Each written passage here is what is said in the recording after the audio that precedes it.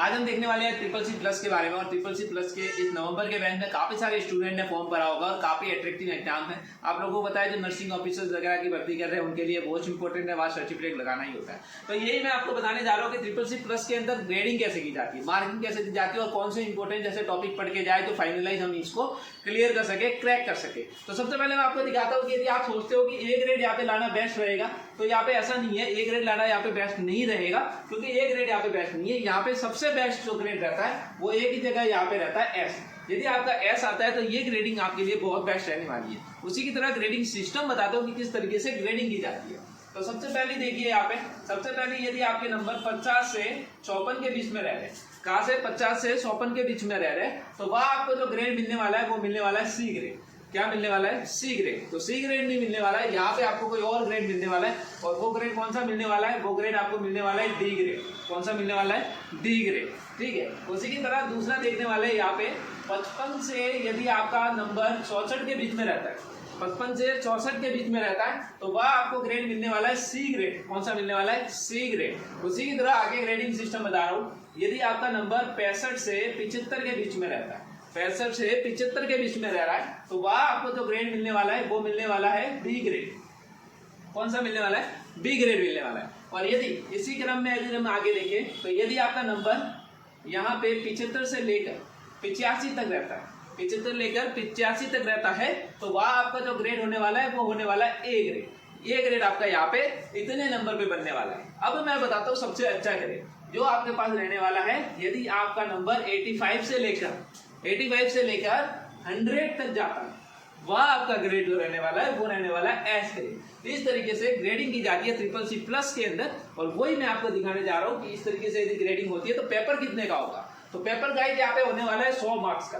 100 marks का paper होने वाला है और 1 से 1.5 घंटे के आसपास आपको शायद टाइम मिलेगा, 1 से 1.5 घंटे का टाइम मिलेगा। उसके बाद आपको यहाँ पे सबसे पहले ध्यान रखना है, यहाँ पे ट्रू और फॉल्स पे भी आंसर होंगे, ट्रू और फॉल्स पे भी क्वेश्चंस रहेंगे और ऑब्जेक्टिव भी रहेंगे, ऑब्जेक्टिव क्वेश्चन भी रहेंगे। वहां आपको बिल्कुल भी पेपर पेन पेंसिल वगैरह लेके नहीं जाना। वहां सिर्फ और सिर्फ आपको एग्जामिनर ही आपको वहां पे लॉगिन आईडी वगैरह देगा, वो आपको ध्यान से वहां लगानी है कंप्यूटर के अंदर। उसके बाद लॉगिन करना है और वो आपके चेकिंग करने के बाद आपको वहां पे बिठाएगा।